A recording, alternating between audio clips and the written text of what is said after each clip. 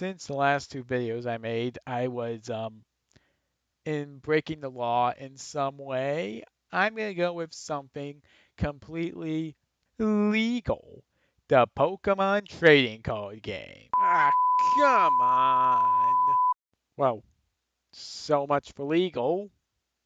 Well, anywho, the Pokemon card game. Well, just like most people, I didn't know jack on how to play the game. I knew energies would help you use moves, and that's it. There was only one other rule I thought I knew, but I didn't actually know. It was that I thought you had to bet. You had to freaking bet a card. I mean, in all honesty, it was not out of character for Nintendo to make us gamble in some way, shape, or form.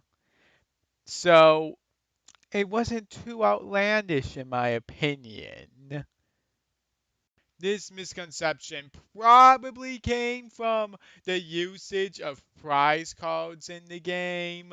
Pretty much a prize card is where when you defeat one of your opponent's Pokemon, you take one of your own prize cards.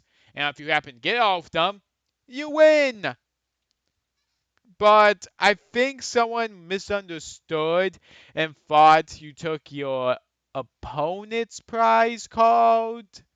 So that just led into a huge chain of events. Because a lot of us thought you had to bet, we were just like, I want nothing to do with these rules. It's like, what were you thinking, Nintendo? Why? Just why?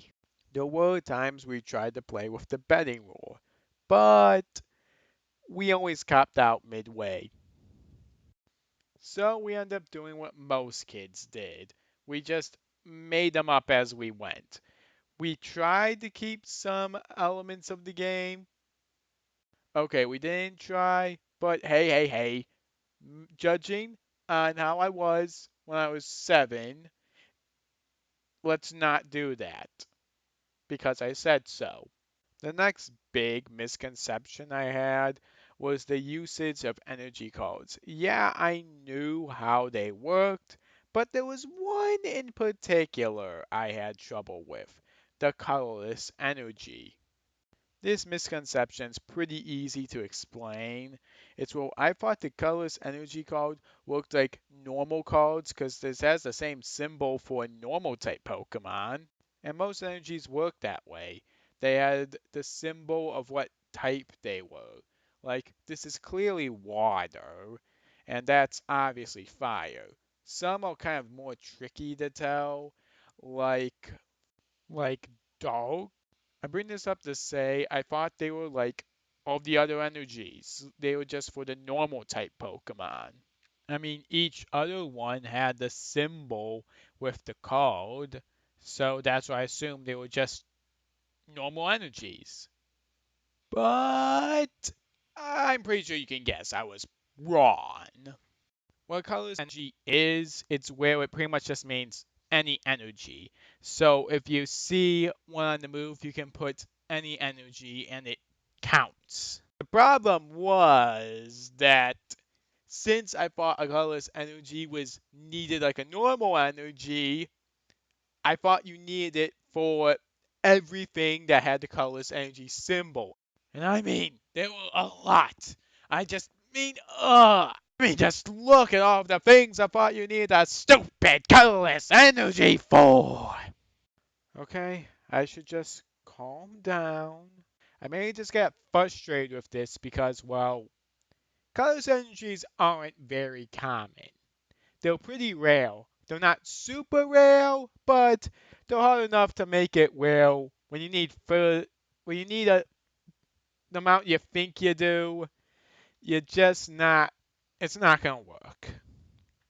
Okay, the next one is well, you remember how I said if you manage to get all your prize cards, you win? Well, that's one out of 3 ways to win. The second way is that you run out of bench Pokemon, and I actually thought when they said your bench, they actually meant your hand. And the last one was you run your opponent out of cards, and next time they try to draw, they are just out.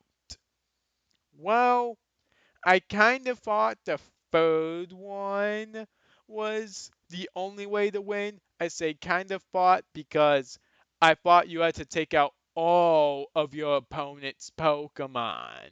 Which means even if I draw like my last card in my deck, my opponent would still need to defeat the rest of them in my hand. And we would have it as like a one-on-one battle. That would mean I defeat a Pokemon, then he takes summons one from his hand. He defeats one of mine, I summon one from my hand.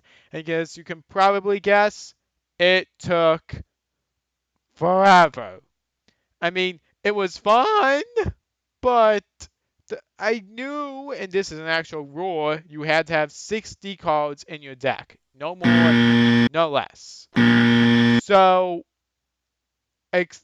not 60 Pokemon, 60 cards, because they're all trainer cards, which just allow you to do some special stuff. But the point being is, it still took a really long time. And the only misconception left is a pretty small one. It was I fought to clear any status conditions like sleep, poison, and paralysis. You need a healing item. There was no way around it, and it could be any healing item, such as potions, and not just the cards that, well, say you need this card because I never actually got one of those cards. And that's it. All of the weird misconceptions I had with Pokemon the Trading Card Game. Let me know what odd misconceptions you had.